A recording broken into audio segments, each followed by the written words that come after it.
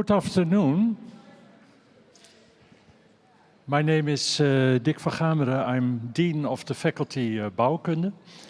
And it's an honor for me this evening to say welcome to our guest, our special guest, sitting here in the forefront, but also all the other guests on the Orange Mountain.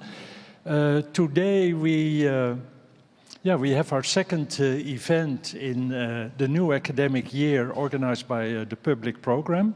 Last week we had the opening of the exhibition Housing Acts, and of course a prominent position there is given to that still, I think, amazing manifesto of our former professor Carel Weeber, Het wilde wonen. We see it there.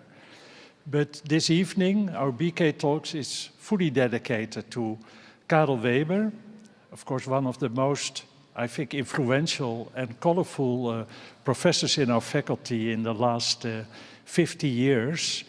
And I'm really happy that this event is taking place. I see it really as a tribute to Carel Weeber and to the impact, the meaning he had for our faculty. This will be discussed by a wonderful forum that is sitting here. And that's all what I have to say. Thank you for joining us. And thank you also Javier and the whole team of the Public Program and Daan for organizing this. And I give the microphone to you, Daan, to further introduce this evening. Thank you, Dick.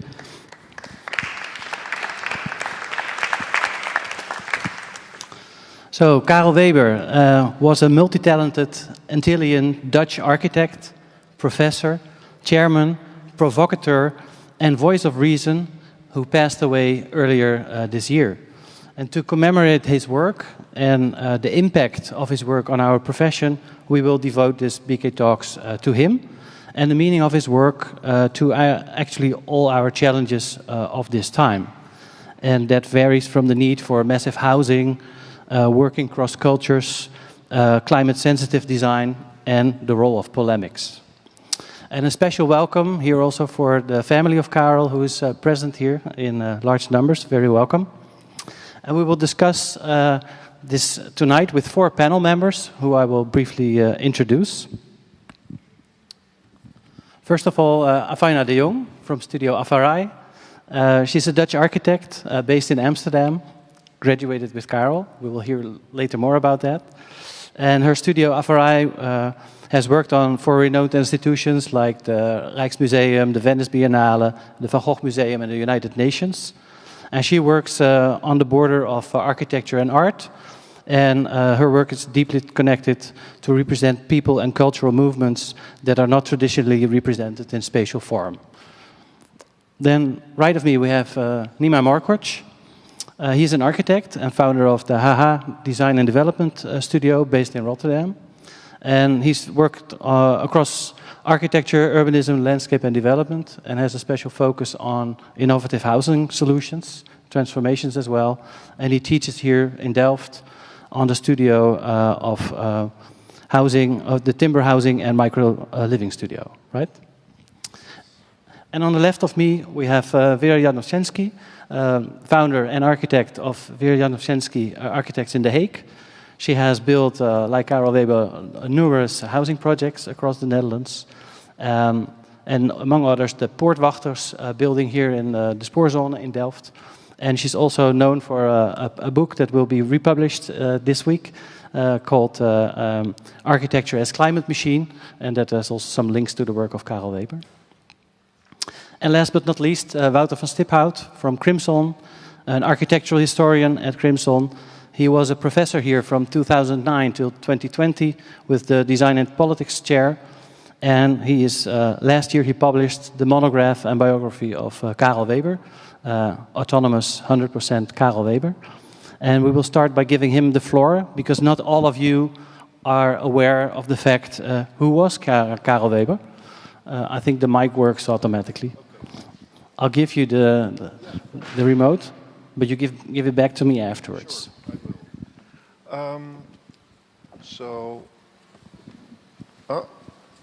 There he is.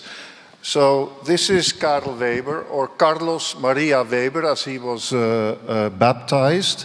And here you can see him, I think already this picture shows a lot of him. In these years, this was like around 1980, Carel was the most famous and the most infamous architect of the Netherlands.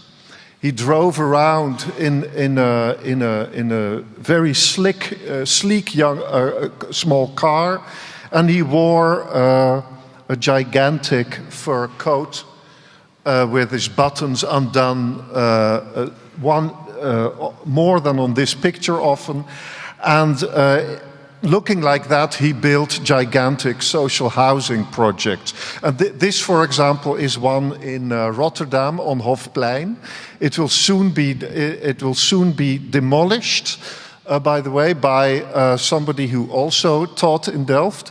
And the book that I wrote, that came out a little more than a year ago, we called it, together with the publisher, we decided to call it autonomous, or autonome. And this was both a kind of a comment on his architecture as on Carel as a person. So he made incredibly autonomous buildings in an autonomous way, while also retaining his very autonomous personality. And the slides I'm showing to you today is more or less, they're all about one thing, to show this autonomy, and also to maybe try out a hypothesis on where did this guy get his stubborn, autonomous, kind of unique, nonconformist attitude. And with that attitude, how could he be so successful with it? So this is the project with which Carel, more or less like a meteorite or like a comet, landed in the Dutch architectural conscience. This was the project for a new kind of megastructure building, where where now the Centraal Station in Amsterdam is. So it's a kind of project that combines. It was very much ahead of its time, or it was ahead of its time in Holland. It was, you could say, with its time, if you would compare it to things that were going on in Japan and Britain at the same time. So it was really a project that came as a comet, and this immediately gave Carel Weber a kind of star-like reputation in the Netherlands. Which also meant that very soon afterwards he was chosen as the co-author or the co-architect for the pavilion of the Netherlands in the World Expo in Osaka around 1970. And Carel more or less took over the project from Bakema and you could say redesigned it in a very Carel Weber kind of way. He worked very closely with a Japanese engineering firm and made this kind of space-age, miraculous building, also involving the best and the brightest of Dutch high modernist designers like Wim Krauwel, Peter Struijken, etc. And so you can see that this really kind of nailed his reputation. Here you can see Carel in the early 70s. So after the success of Osaka as a very young architect, he got to build large social housing projects here in the center of Dordrecht. Then this is probably his most well-known building in the kind of the ruins of the 19th century harbor in Rotterdam, in the center of Rotterdam, the Paperclip, a gigantic building with I think there are 500 or 600 homes in there, built with a highly industrialized, standardized building method, and with a beautiful, colorful ceramic inlaid concrete panels that give the building a kind of timeless, but also it's both timeless and it looks like Eastern European Plattenbau. But the interesting thing of this building is the nearly virtuosic way in which Carel managed to turn this building method into a new kind of architecture that was kind of beyond everything that everyone knew in terms of scale, color, building. Here, this is again this building on Hofplein, built in the same period, and this is his most infamous building, the Black Madonna, as it was called, until the very last consulting round for the Welstandscommissie. This building was supposed to have been white, but driving to the commission where he would present the drawings, he decided that it would be black. So this is the Black Madonna, also social housing, and the espresso bar is built up of some of the you could say the debris of this building after it was demolished, I think already 10 or 15 years ago. This is another Carel again in his fur coat, presenting one of his high-tech metro stations in the new town of Spijkenisse near Rotterdam.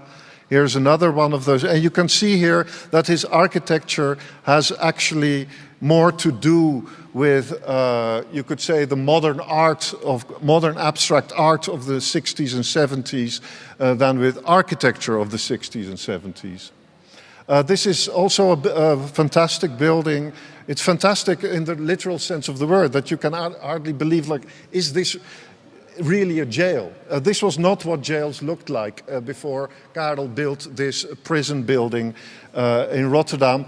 And it was built opposite of the Vanille factory, while the Vanille factory, you could say, is the pyramids of Gizeh of Dutch modernism. It's a white, highly functionalist, highly modernist building from the 1920s that was praised by Le Corbusier, and it is now like one of our saints, our icons of Dutch modernism because of its whiteness, its transparency, etc. And that is why Carel, when he built something in front of it, it had to be extremely colorful with kind of a winking eye to postmodernism, and also celebrating something with its colorfulness, something that should not be celebrated, which is punishment. This is also one of his last buildings in the Netherlands from the middle 90s, late 90s. It's a big student flat in the center of The Hague. And the interesting thing is that it has an incredibly efficient floor plan combined with an incredibly expressive, expressionist even, skin, again of colorful ceramics. But what I wanted to focus on here is that by painting the interiors of the common rooms in a different color everywhere, the building has this kind of shining Chinese lantern effect at night. Now, so because Carel and I, we were quite good friends, and we became even closer friends when I decided to write the book. And one of the first things we did was go together with our families to Curaçao, where Carel was from. And I believe, and I put that to you, that the fact that Carel came from Curaçao in the Antilles gave him a certain kind of attitude towards the Netherlands that sort of gives a kind of, you could say, that unveils the secret of his autonomy, his stubbornness, his arrogance, his personality. These are all pictures from Carel's own photo albums that he made when he was a teenager. So he was already interested in architecture. He was interested in strange patterns and strange artificial, industrial type interventions in the landscape. For example, the combination of the big oil refinery right next to the ancient Jewish cemetery on Curaçao, and this kind of landscape, industrial, dystopian landscape of the Shell refinery. The Shell refinery actually meant that in the 40s and 50s, Curaçao became an extremely rich, extremely cosmopolitan, and extremely connected place. So here you can see Carel and his friends on the beach in Curaçao with an amazing American car and a transistor radio, having fun on the beach with American jazz or rock and roll music somewhere in the early 50s. And when Carel traveled to the Netherlands to come and study at this university, he traveled through cities that he had already been before, but which he knew, which was Caracas. So Carel, when Carel was 17 or 18 years old, he made these pictures of the highly modernist, highly metropolitan, cosmopolitan infrastructure and architecture of Caracas. And when he came to Holland, this is more or less how you should imagine Holland in the 1940s and 50s. Because Holland was kind of a poor, picturesque country that had been destroyed by the war, and that the rest of the world saw as this ridiculous little country with people who eat cheese and walk in wooden shoes, etc. So Carel's attitude towards the Netherlands was not one of, I come from the colonies and now I'm going back to the motherland where everything that is more important than the colony and more modern, etc. No, it was exactly the other way around. Carel came to the Netherlands and this is what he saw. A country cut off from the world and being treated as a poor baby by America and the Allied troops, the Marshall help, etc. So Carel came here in 1955 when he was 18. He came into this old ancient building where at the Oude Delft, where the Faculty of Architecture was based, and he had to redraw Renaissance details.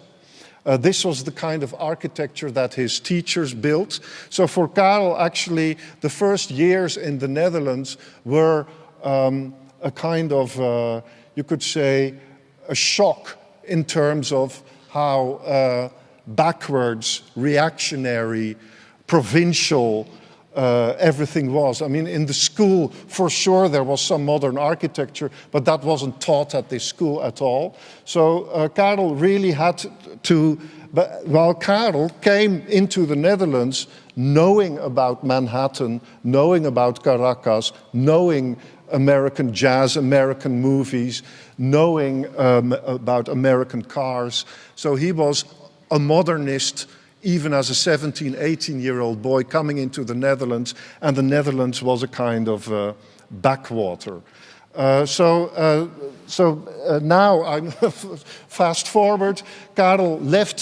So when Carel had finished his buildings in the Netherlands, he went back to Curaçao and there created a kind of architectural toolbox that was completely based on not using any technical means of ventilation or air conditioning, but building a kind of architecture that was through its combination of big holes and little holes, to make it very simple, and putting it towards the always the consistent trade winds in the Caribbean. He made an architecture that also without windows, just with holes, so no glass, no air conditioning, with extremely thick roofs and the wind cooling down the buildings, whether it was his own house where he lived with his family or it was a retirement home for poor older Antillians, or it was an office building, or his last and unfinished plan, a gigantic hospital and housing project around it, all built using this one toolbox of, you could say, tropical architecture, but then rethought by a very rational mind. So that's it. The remote, please. So thank you, Wouter, for setting the scene. Let's dive a little into it further. Well, I can also do it. Afaina, you were also maybe the last graduate from Carel, and you graduated with a project in Rotterdam. Can you tell something about that?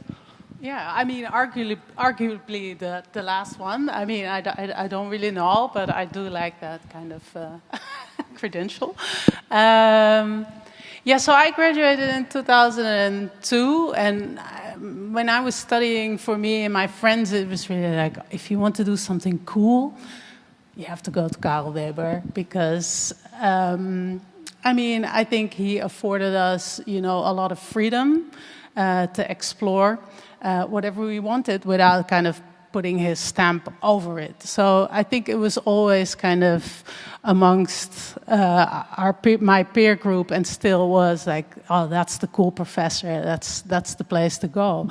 And at the time I was living in Rotterdam, and kind of the west side of the station, and in this neighborhood, I am from Amsterdam, so I was kind of new in this area around the Kruiskade, and I was just basically fascinated by all of the different cultures that came together on this one big street, and then especially the street corners I started photographing.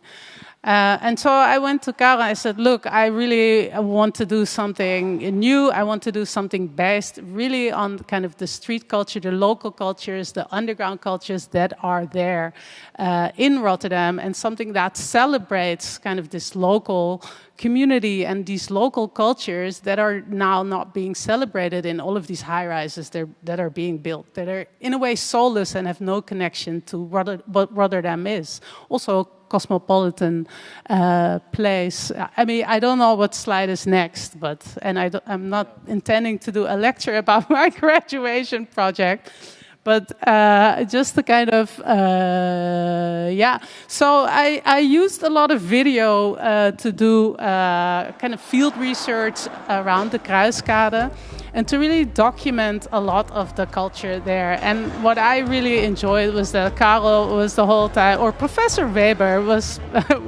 that's how I called him, was really like, yeah, I recognize this. You know that I'm from Curaçao, right? And I was like, oh, yeah, we do the cruising thing on the island as well. And it was just very nice to be able to speak to your, you know, like main professor who actually has an understanding of the value, or, you know, the kind of cultural elements that are present within this kind of urban fabric. So that was actually quite a nice thing. I think what really stood out to me was that this is a place where a lot of culture happens in cars. People go shopping, people meet each other in the cars. I mean, there are traffic jams because of it. Of course, now everything has been kind of designed out of it, and you cannot do that anymore. But just what would a building look like if you would build it for the people who are actually there, who actually make this city? What would an iconic building be? And maybe I switch. So, of course, it became way too big. I mean, this is, again... So I started documenting all the cafes, the tocos. I mean, there are like 20 jewelers over there. There were 17 hairdressers. There was a huge car culture, just the most beautiful, you know, things would pass by with nice sound systems, and people would go shopping and do their daily shopping. If you had a wedding, you would go to Kruiskade. So to me, I try to position this also as a place that is maybe the PC Hoofdstraat, or like Rodeo Drive of multicultural Netherlands, you know. And this is at the time where Pim Fortuyn was coming up, and, you know, a lot of kind of the right-wing rhetoric that we live in today kind of started. But I think, yeah, so this is kind of the stores, a lot of different cultural elements. And yeah, of course, my building was way too big, but I imagined like this drive-in building where you could look over the city and you would have kind of all of these, public spaces where people would hang out and blast their sound systems.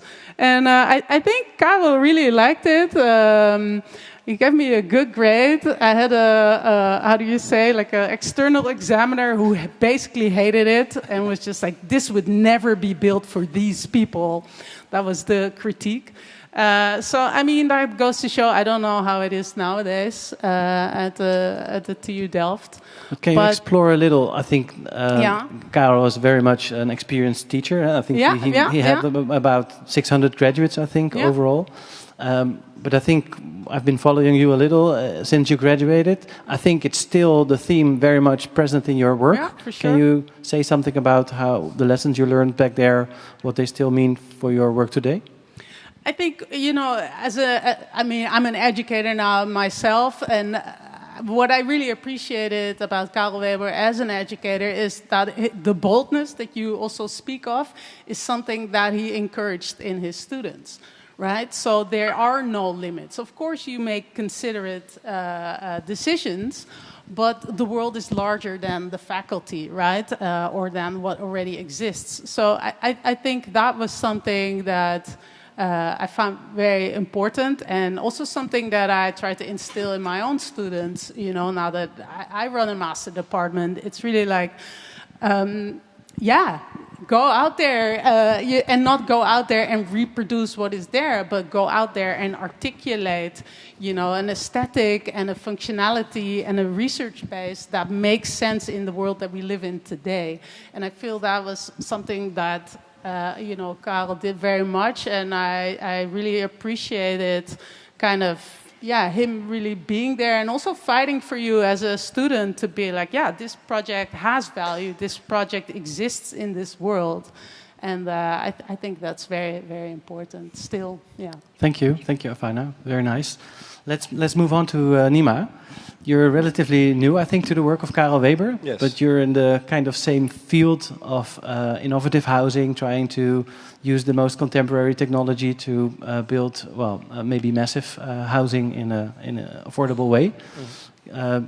You dove in a little bit more into his work. Yes. Well, how do you relate to it? I guess from this panel, I might be the one with the most distance to Carel Weeber, because I've only experienced his work through other people or through books, for example, Wouter's book, or maybe through my father. Even driving past the Pompenburg building, he would always say, Nima, look at this. This is the worst architecture Rotterdam has. And I would never understand his position until I actually read your book, because because my father, he was a big fan of Piet Blom, and I later understood this juxtaposition between Piet Blom and Carel Weeber. But so these, and also living in Rotterdam, of course, I was always confronted with Carel Weber's work without knowing I was confronted with Carel Weber's work. And I think with my first slide, I can enhance. Take it by your own hand. Yes.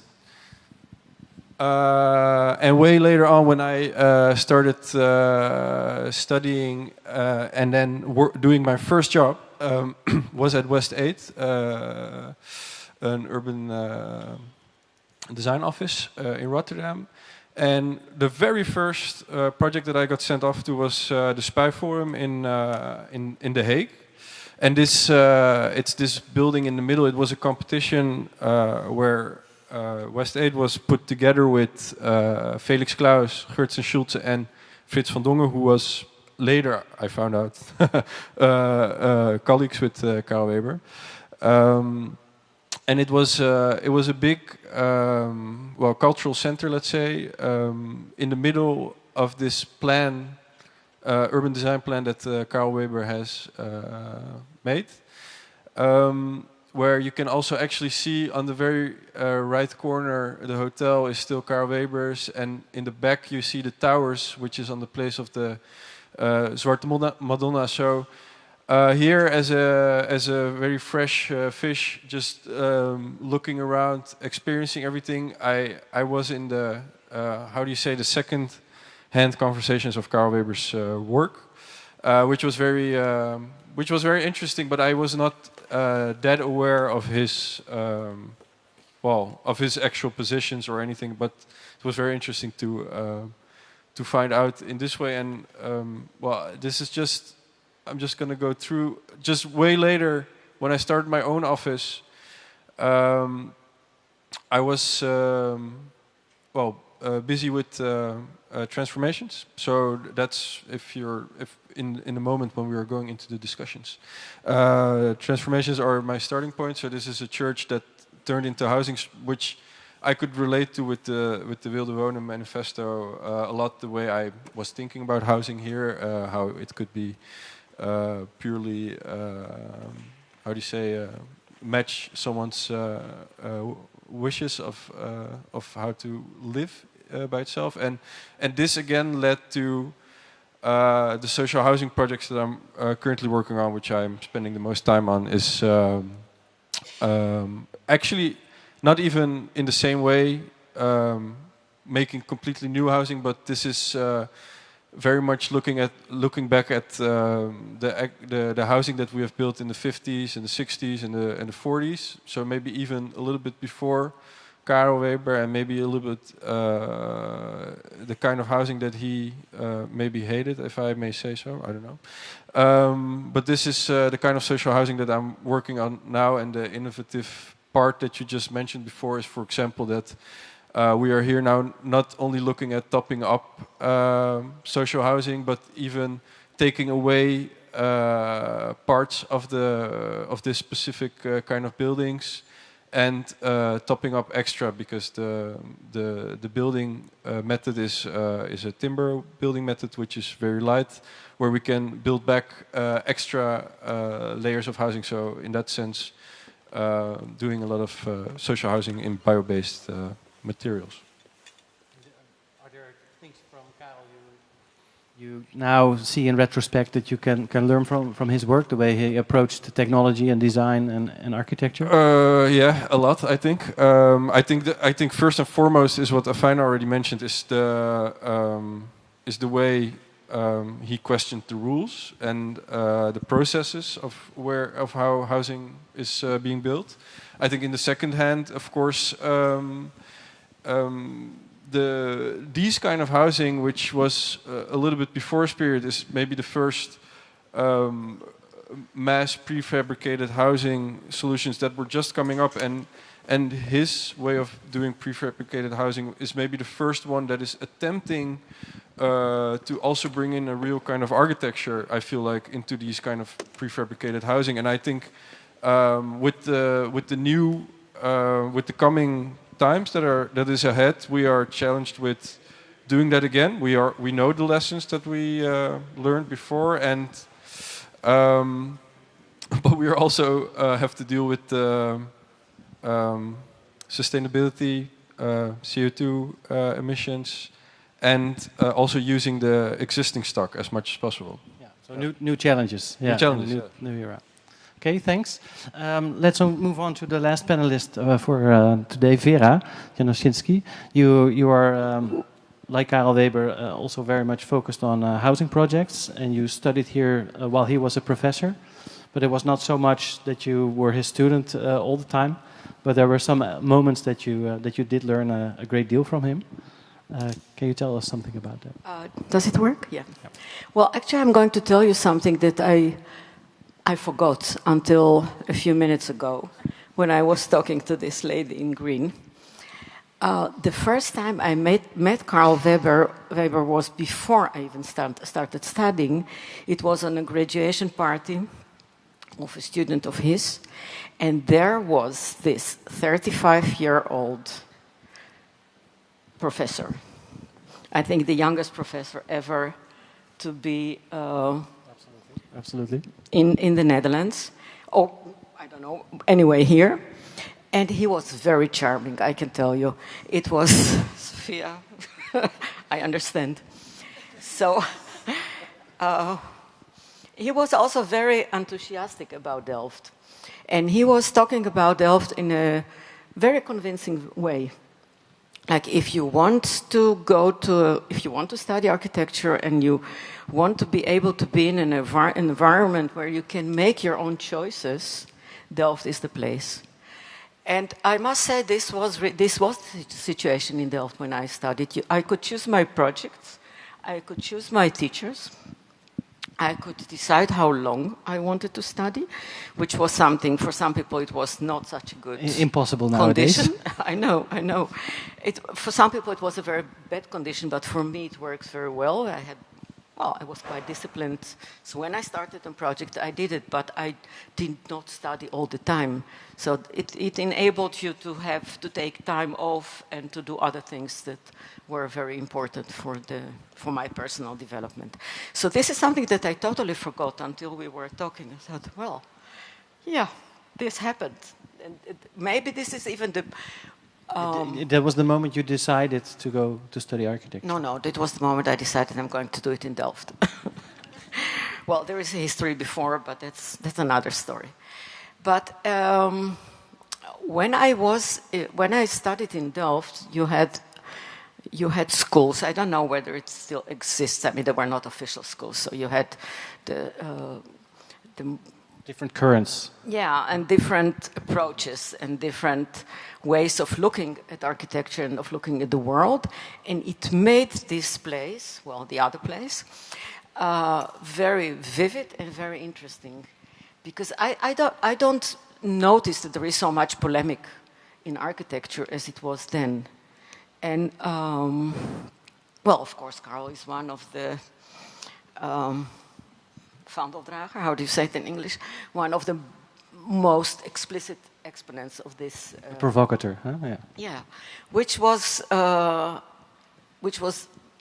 thrilling, and at the same time not just interesting but very intriguing, because Carel lived at that time in a house in Delft that was built by Herzberger. So how big can the contrast be? Which was kind of the rival movement. Exactly, yeah. Which was human, and Carel wasn't human. So how big can the contrast be?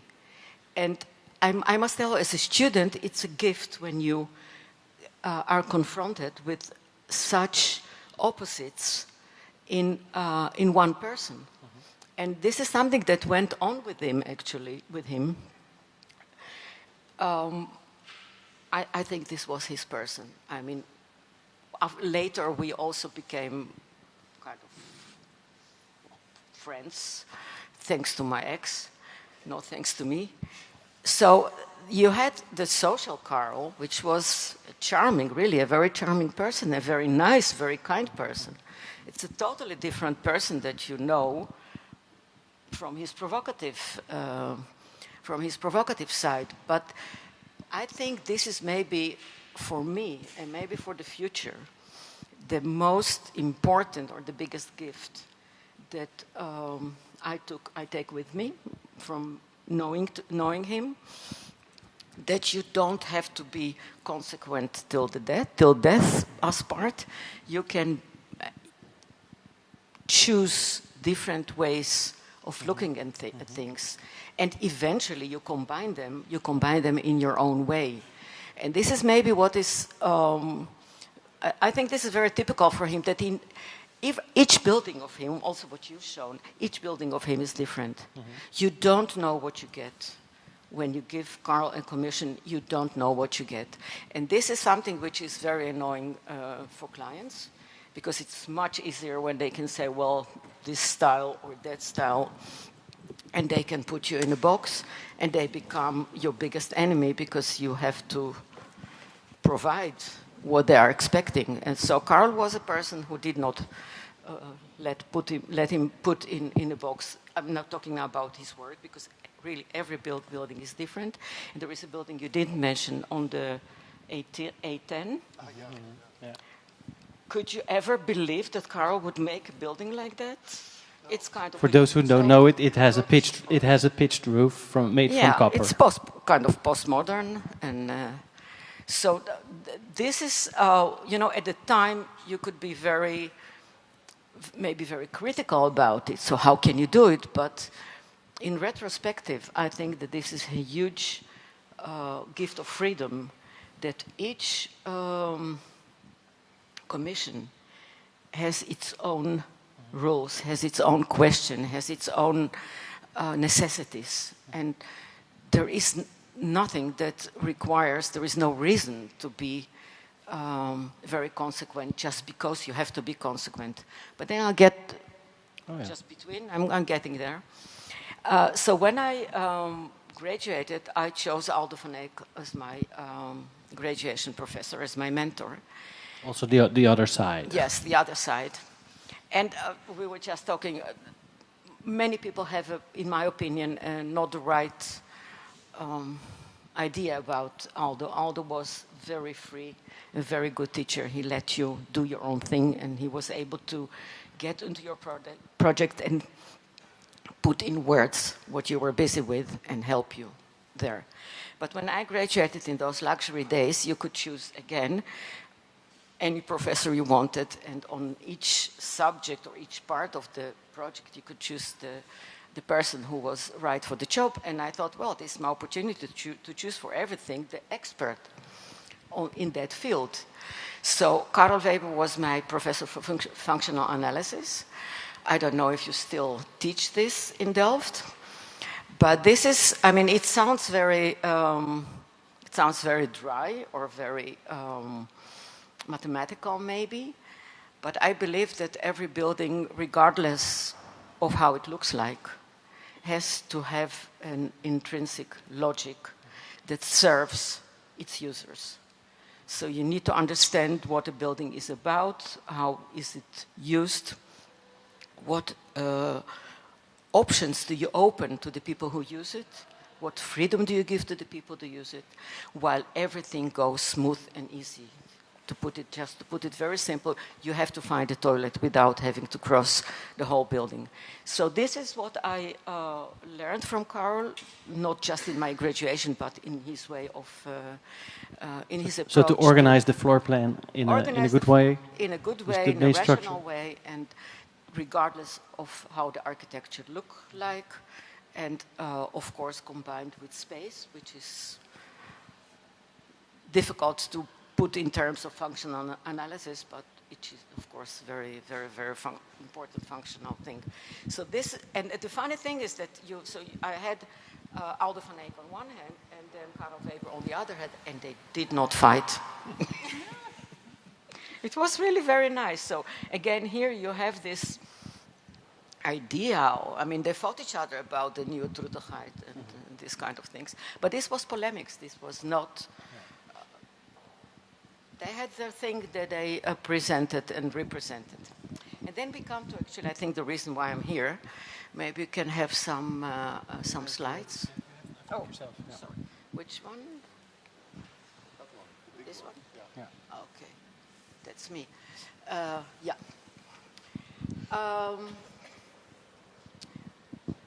I visited Carel and Sofia in Curaçao. I don't remember which year it was. And I didn't know anything about this house. And I still was not busy what later became this book. So this was before this book and the previous book, which was published in 2012. And I was actually astonished to see what I saw there, because this was, again, a very different Carel Weeber. And a very smart, very intelligent. If you were talking about functional analysis, this is a very functional house, I think. And I was impressed by his ability to understand and to use not just the landscape, but the elements of nature. Because this house is built actually on using elements of nature and using physical laws, but they are physical. I mean, they are related to the nature of this area, and Wouter just stipulated it just before how it works. It's, I mean, and then it's in our book, this house. So this is another surprise that I can only welcome, and I can only say, next one, this one. Yeah, I don't have such nice pictures as you have in your book. But being in this house and seeing this house was like a little bit like a mirage, like something you don't really believe that it exists, but when you are there, you believe and you understand. And later, I mean, it also talked to me, because I always... Can you hold it closer? Yeah, because I always hated, I still hate, air conditioning. So, so you are in a house where you don't need air conditioning, where it's always pleasant, and when you feel very strongly connected to the surroundings. And later, we started to work on it in 2010. My office took the initiative actually to do research on how can we build without using installations. I know that it's very difficult, and I know so architecture without a plug, yes, basically. Exactly. Yeah. And the reason for that was that we are, once in 15 years, we have to change all the installations in buildings. It takes a huge quantity, a huge part of the money that goes into building. There are always cuts, budget cuts on the architecture, never budget cuts on installations. And you need often a whole manual to be able to live in your house. And if you don't use the manual, you do the things wrong. So can you paint a picture indeed of what this house actually teaches for the Dutch context now? If we work in this way, what would it mean? Well, I think that in the Dutch context we have several issues right now. One of them is the overheating. How do you say it? It's the heat effect. The heat effect that we are totally not prepared for. We like I like the big windows. I love the big windows, and I love the light that we have in Dutch housing, but we actually never considered seriously how to deal on one hand with the lack of light and wishing to have a lot of light inside, and on the other hand the heat, the sun. Don't put them on the south side. Yeah. Well, I'm not sure, but because we can learn a lot from history of building, which this house does as well. Carel uses here principles that have been there for I don't know how many years. And there in the Netherlands there are principles that have been used for many years. Take like something like shutters on windows, or pitched roof, which I always thought I'm never going to make a pitched roof, but I love pitched roofs now. So what this house does is looking at the history, looking at nature, looking at the physical environment where you build, from choosing the right spot for the house till realizing it. Now, we cannot always choose the right spot, unfortunately, because we don't live in these conditions, but we can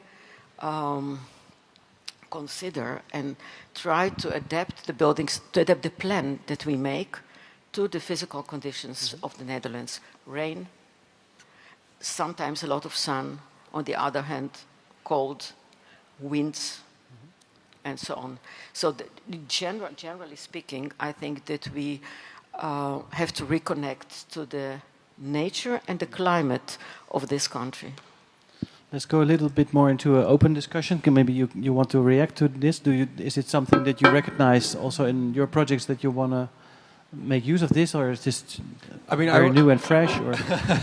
I mean, I would love to, of course, do things like this on a mass housing scale. But I think if I would come with a windowless building to one of the housing corporations in Rotterdam, I think they would have a heart attack. But maybe that's the Antillian context. Yeah, but of course, yeah. So it would have to be a reaction to the Dutch climate. But I think Yeah, I don't know. I think we get stuck in a lot of things, and I think when you go to a housing corporation and you get a question of doing 100 houses somewhere,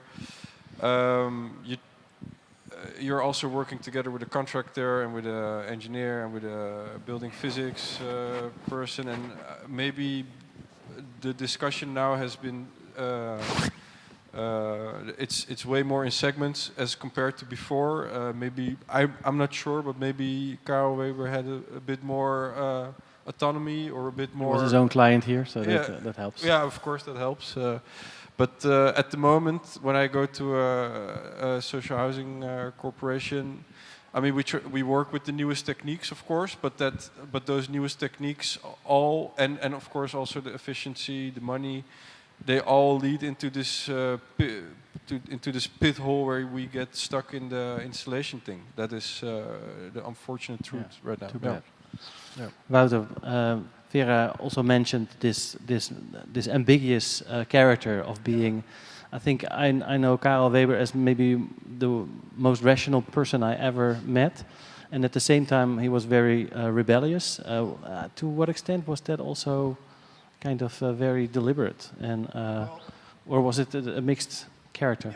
It was a mixed character in a way, because a lot of the buildings that Carel made were made not. These were not. I mean, he tried to build a gigantic library once in Rotterdam, but that didn't work out. So then he more or less was condemned, as he sometimes said it himself, to doing social housing.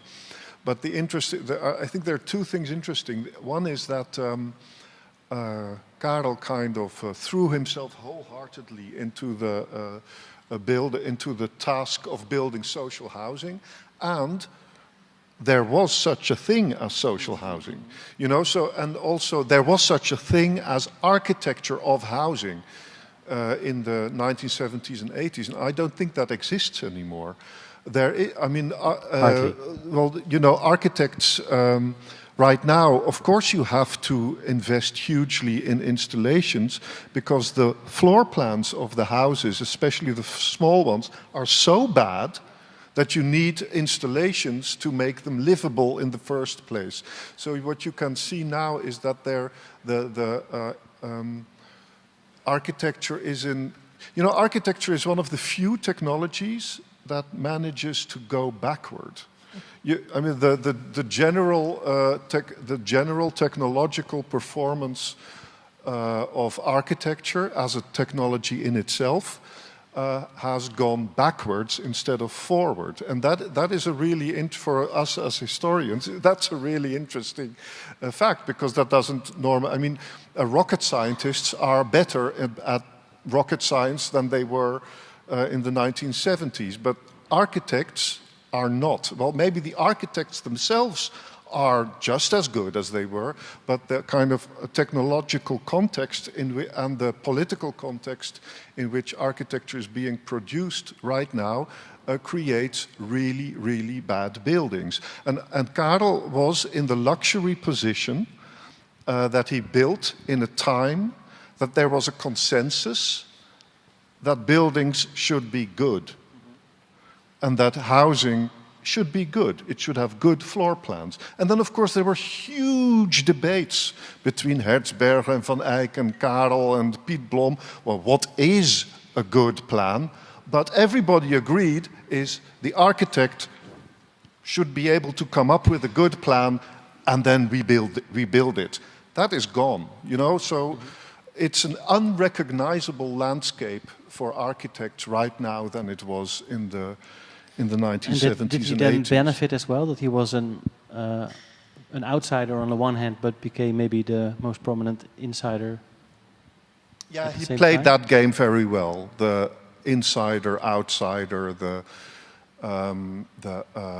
radical.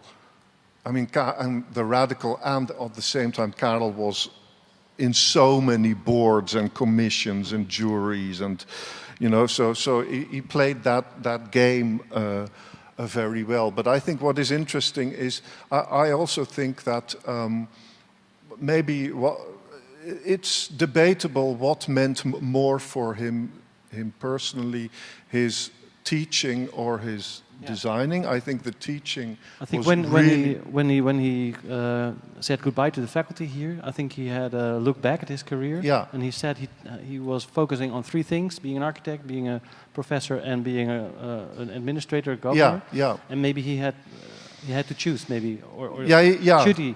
No, should he have chosen? Yeah, No. was I this, think no. No, because no.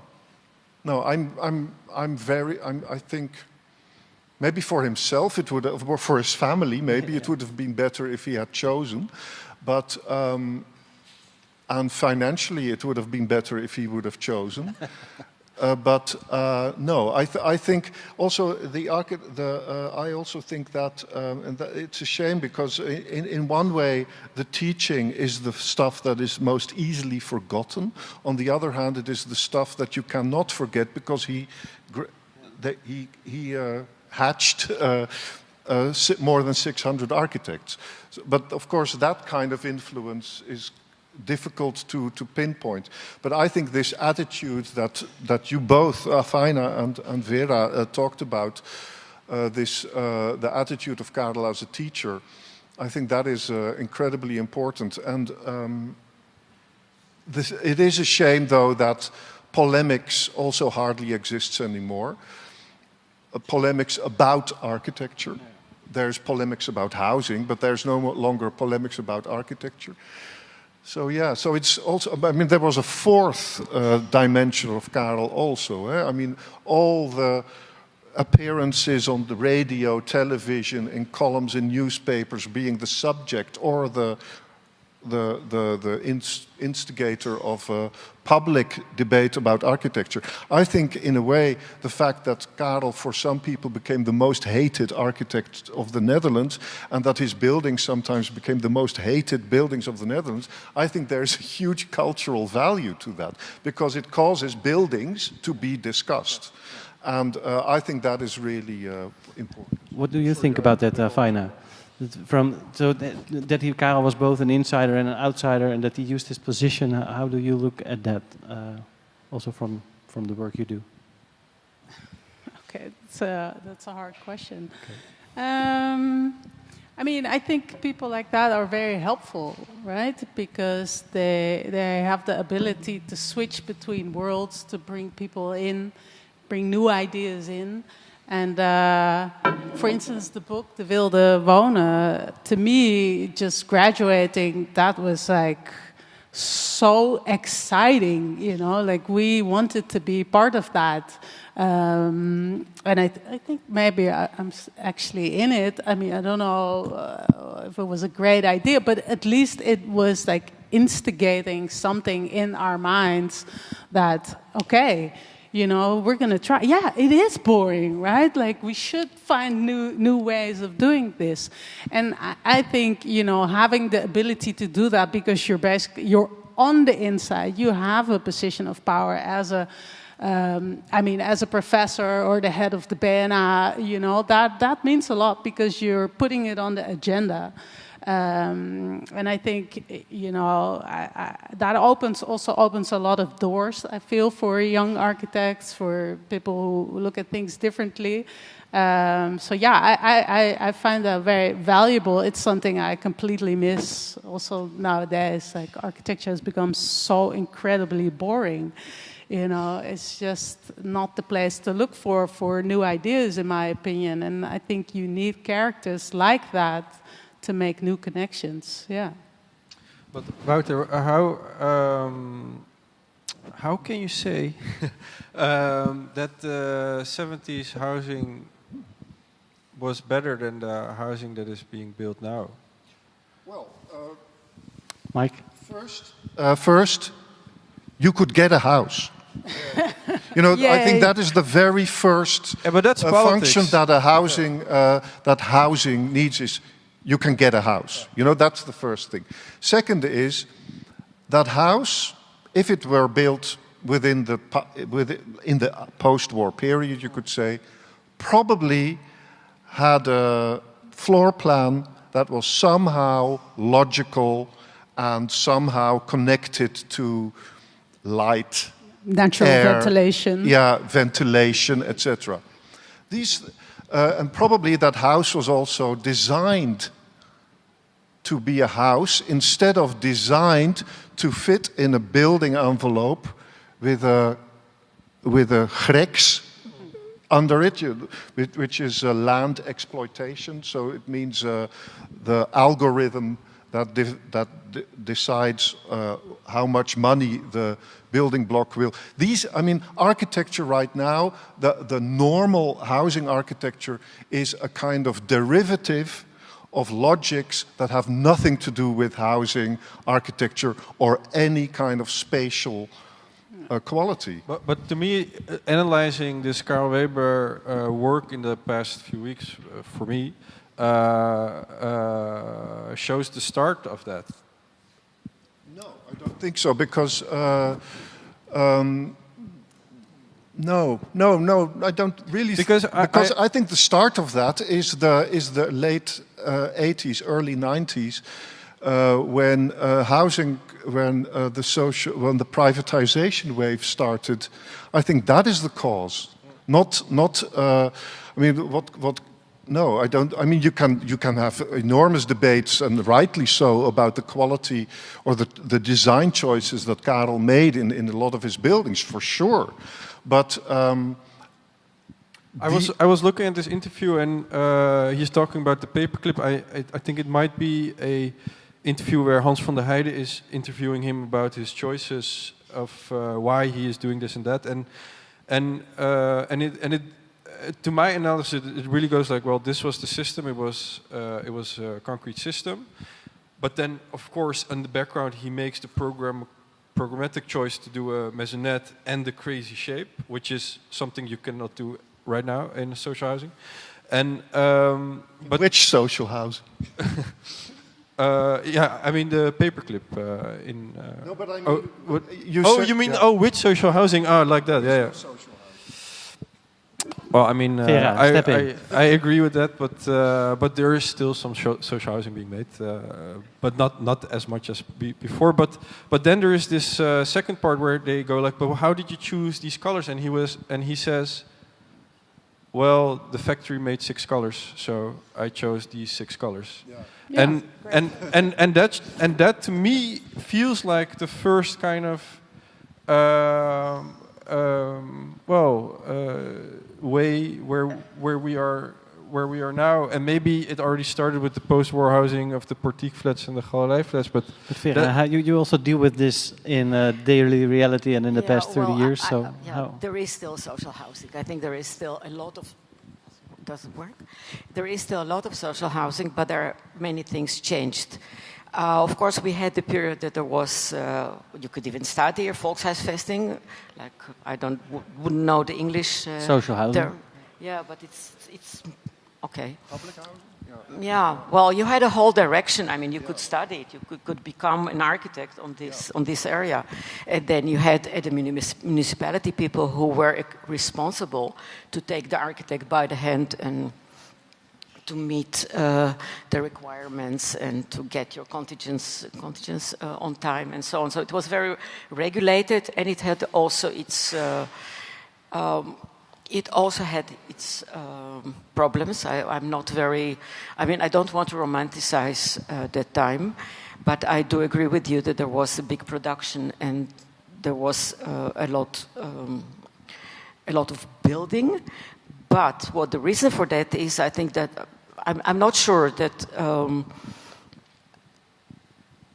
I'm not sure how to describe the reason why things have changed. I don't think it, in my opinion, it doesn't really have to make a lot to make with the privatization. This was actually a period that was very beneficial for architects when corporations could build for social housing and more free sector, because then they could swap the money from one pocket to another and reach a better result for the whole.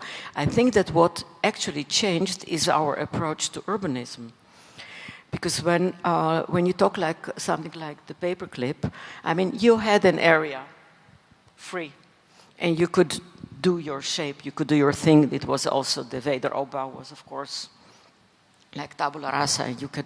You could put the buildings the way you wanted them. But in time, the appreciation of the city, the appreciation of the quality of the street, of the quality of the elevations became more and more important, even till it became a bit ridiculous that every house has to have its own facade and its own shape.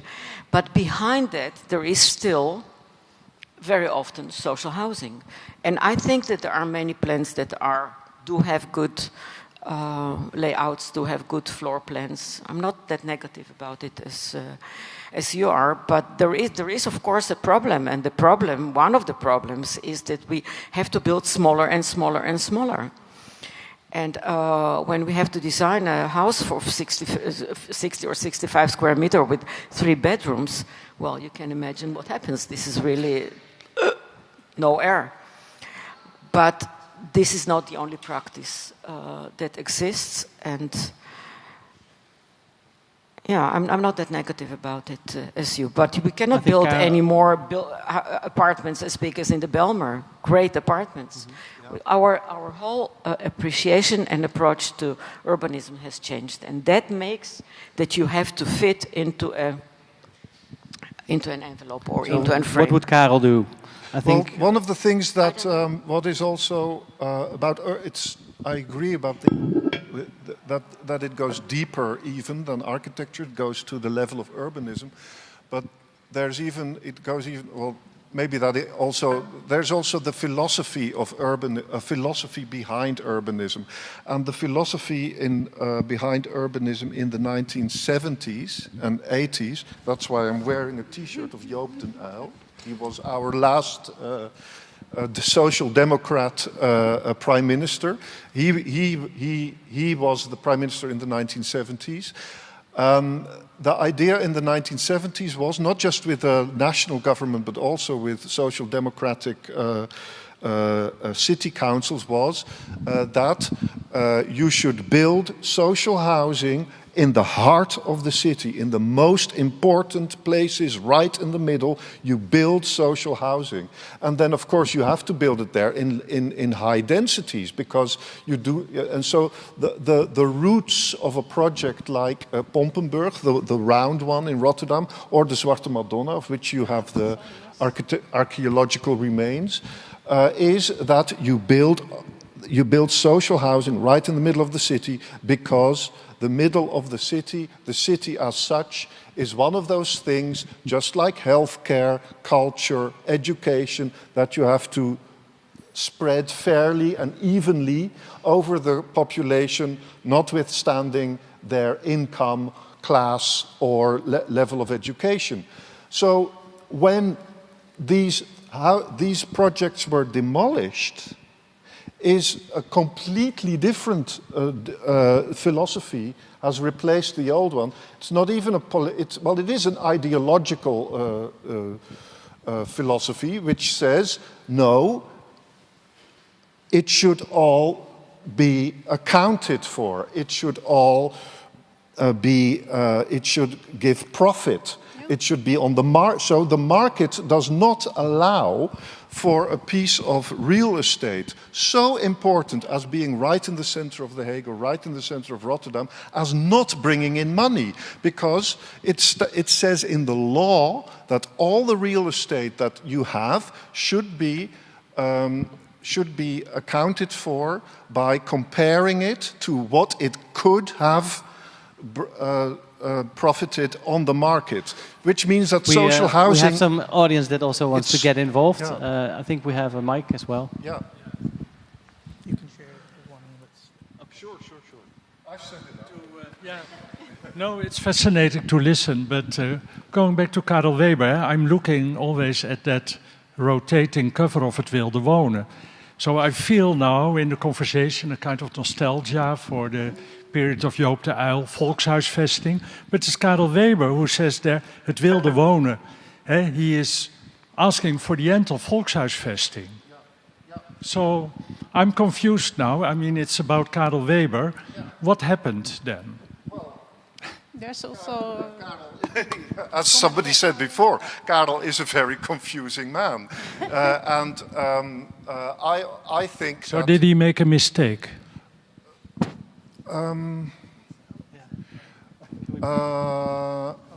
That's interesting. A mistake.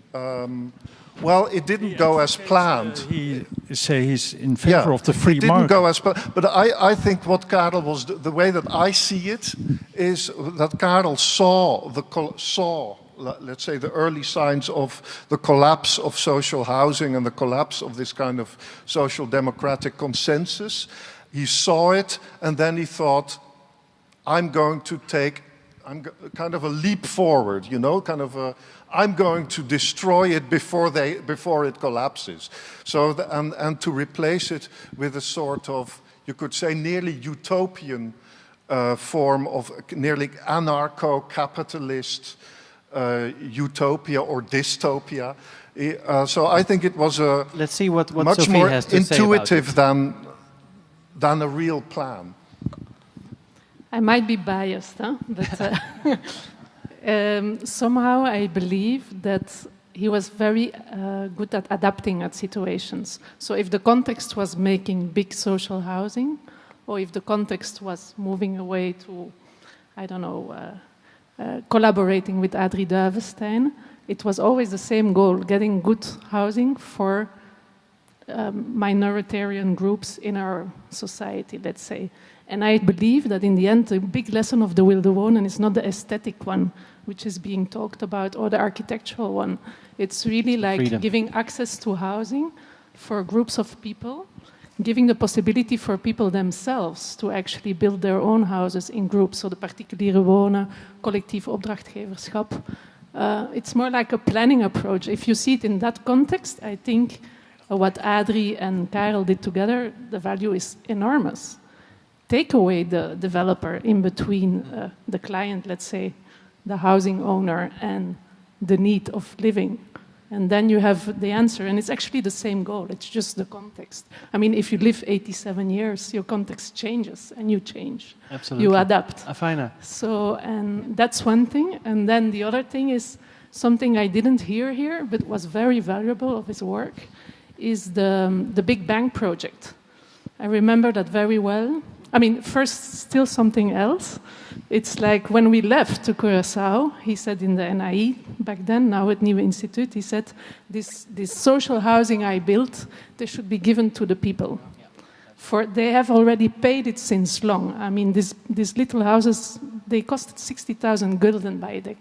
So he was really like, his motto was give good housing to the people. And I believe that's the most intelligent thing you can do now in Holland. Try to work with woongroepen, housing, access to housing, and so on. That's a very nice advice. And then the second one is that also hospitals.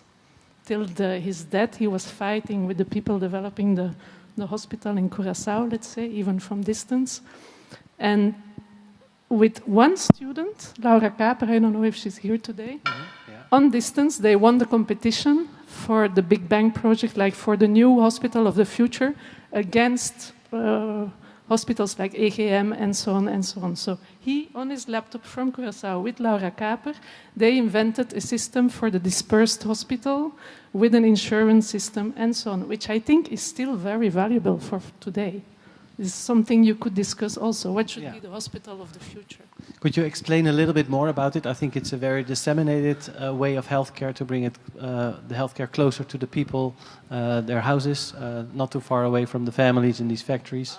Exactly, but it was also like really entangled with the insurance system also. I don't remember the details exactly. I was also not involved in this competition, but I think the fact that instead of making this colossal, huge hospital, you would have like small dispersed polyclinics in which the specialists so it shows the ability work. of Carel to look at the system as a whole and to redesign the system, and that results into new architecture. It is always the look from outside. I think that's his strength, like Wouter says, no? Coming from outside, from Curaçao, and looking at Holland and hating it in the end. But actually always desiring it back. He hated Belgium also, by the way, even more. Afaina, do you want to react to the former point of the housing as a liberation or I mean, I really liked how you framed that, because that was the spirit that I felt, you know, and of course it also came true. If you look now at the north of Amsterdam, I feel the Wilde Wonen is everywhere. Like people are building their houses. I mean, it's not social housing. And I really distinctly remember the Zwarte Madonna, where two of my dear friends lived when we were studying here. And it was very much loved by the people who lived in there. So I totally agree with you. It wasn't demolished because it was the most hated building. Not at all. Because it was actually loved by the people who lived in it, you know. But for many other reasons, and probably market value and a lot of these other instances, you know, of money basically playing a big role in who gets to live in the center.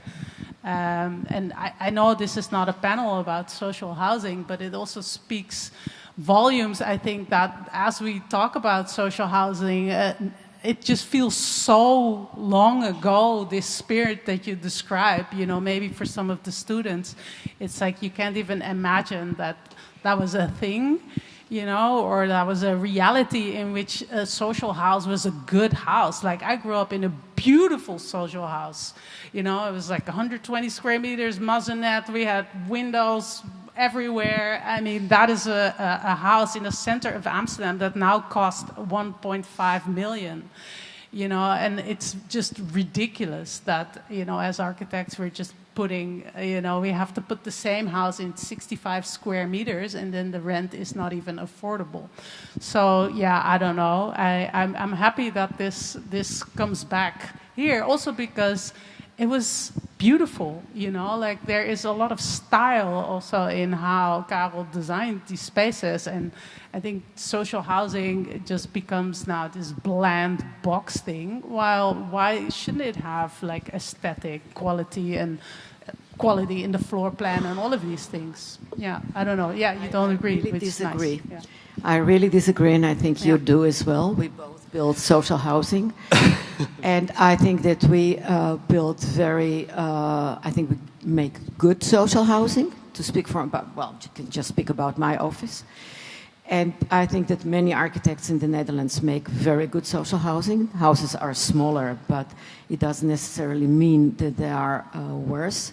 And what I really like is that there is now a lot more balance between social, affordable, and free. Almost every project I'm involved in, we have to build, 30-30-40. So 40% social, 30% affordable, and 30% free. Or depends on the municipality in another proportion. I think this is something very important to mention because society exists of, just like in your project, many people with different background, also economic different background, and it is important. It is important that these things are brought together in the center of the cities, but also outside the center of the cities. And my experience is really very different than the negative sound or the negative image of social housing right now. We have built a big project in Oostserre, 240 apartments. I think 80% of them are social housing. And when you look at them, you wouldn't know that this is social housing. And I think that this is also your experience. So but we do not a make family any house longer. cannot be 65 square meters. That is just, that is not a good house. Well, I don't care how good you design it. For a family to have a 3-bedroom in 65 square meters, as someone who has lived in a house like that with kids, you know, and I think that's also something as architects is very nice, but none of the architects who are designing social housing live in social housing, right? So, I mean, I'm sure it's very, of course, I respect both of you as designers. I have not seen it, but I think fundamentally, these kind of small houses for families are very hard to get right. And I that think was there is more to a house than just the number of square meters.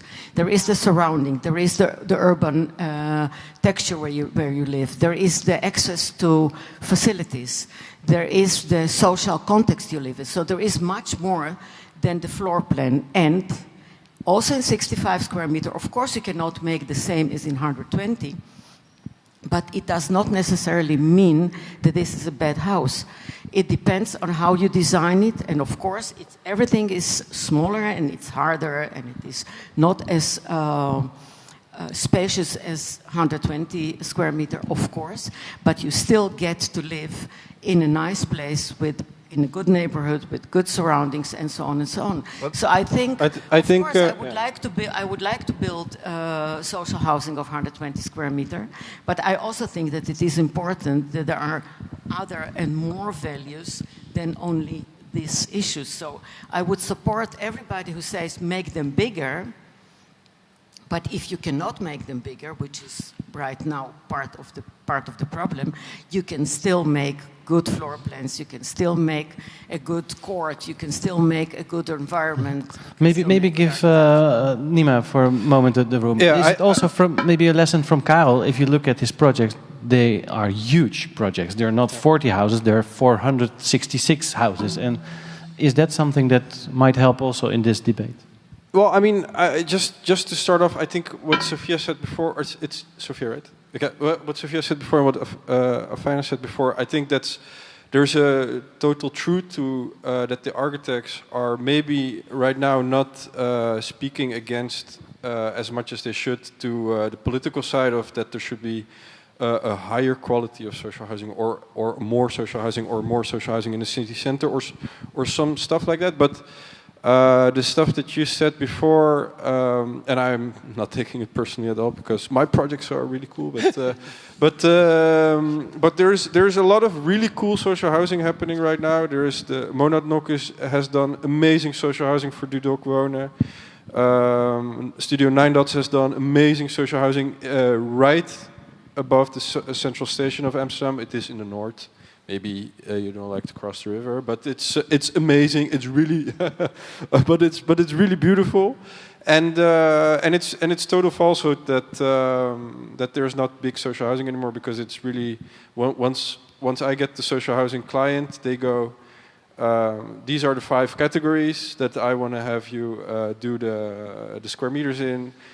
For people, for families, 4 and more, it's 95 square meters and more. With three bedrooms, it's 80 or whatever, and it goes back to a studio for I think 40 square meters or something. So that's not true. Yeah. Well, I think there's a kind of this is always a cliché to say in the debate, by the way, but I think there's a kind of how do you say kind of a mix-up of 2 things here. On the one hand, of course, there is brilliant social housing, of course. And I agree, the projects that you showed, and also I know Vera's projects, and it's fantastic. But the thing is that on a systemic level, we are doing, and then I don't mean we as an architectural community, I mean we as a society are doing a horrible job. Because we have, I mean, and this has to do with a series of legislative things. Can we bring this back to? We have a housing crisis. We hear from GPs, from doctors, or from people, social workers, that there is actually more domestic violence now because people are forced to stay in houses longer than they would wish for. We are really living in a crisis situation. Especially if you are young, there's you don't even have a chance of getting a serious if we bring this back to Karel's life. I think you kind of suggested also that Carel was very much a server of using the waves that he was finding. Would even Carel Weeber be able to change the waves in this contemporary setting? Well, that is a very, very difficult question to answer, because as you said before, and as Sophia put it, Carel was an outsider looking in. So Carel had a kind of strange combination of intuition and logic with which he could look at a situation. And and I'm sure that he managed to even kind of think through and intuit a kind of solution for the healthcare system. I'm sure he would have come up with something for the housing situation. But in that sense, it's true that I am nostalgic in the way that a part of Carel's oeuvre was built in a historic period that is over and done with. It's gone. It's the past. So in that sense, yes, there is some nostalgia here. But so we can only speculate on what his lessons for the future might be. We go for a final question to the audience. Thank you. Yeah, I'm an outsider, just making an observation. That if you really want to understand bad housing, you have to leave Holland completely. You have to go to another country like the UK. That's where the bad housing is. So you're beating yourself up about whether it's 65 or 75. Forget it. It's really good housing. You know, what I'm interested in this evening and in relation to the exhibition is that Carel appeared to be inside as a professional doing amazing work, and then at a certain moment rejecting the whole idea of a profession or regulations or, I guess it was because a political context for work had become a commercial one. But can you, the panel, maybe say something about what I perceive, which is that he basically said, fuck the profession, we don't need architects, we don't need planners, you don't need developers, you just need to do your own thing, but kind of ignoring the idea that you need volume and density and to have land to put your caravan on. Because if I guessed, I would say that most people would be very happy with their 65 meter squared apartment plus a caravan in the country. Any last reactions before we close off to this, provocation? What comes into my mind, and this is actually a bit, I'm going back to the beginning of the discussion, and this is that we don't have polemics right now, and we don't have a debate, a real serious debate. So I'm not trying to say that this is what's going to influence our legislation, politicians, and so on, but this is something that I think is important for us as professionals to do. I mean, I'm not doing it myself, so should try to do it first myself. But I think that this would be my something that I would like to encourage, so that more political debate. Political engagement and more polemics on anything. I mean, you don't have to be socialist or a capitalist or whatever. For me, doesn't matter. But just to have this discussion, we have become very pragmatic. We have our offices. That's something that we even struggles. agree as a whole panel. Yeah, I mean, totally. We as a professional community. Yeah.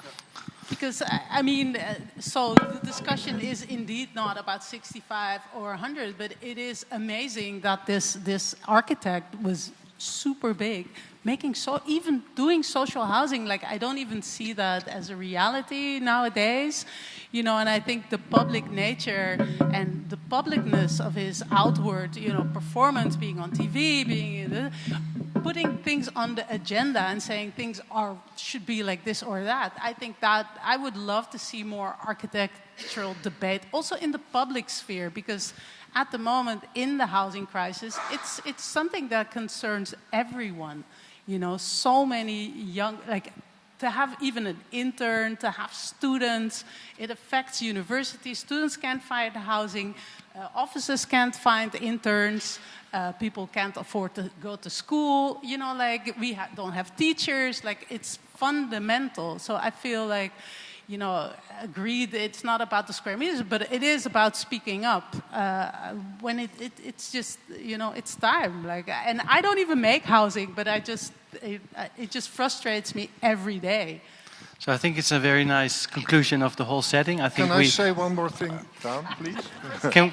Can we finish up? I think it's a very nice conclusion that we have to also be more polemic. We touched upon many aspects of Carel Weber's life, and I think it's very prominent that the most common feature that we all agree upon is that our profession needs to be more provocative and be more polemic in the debate, not only within our profession but in society as well.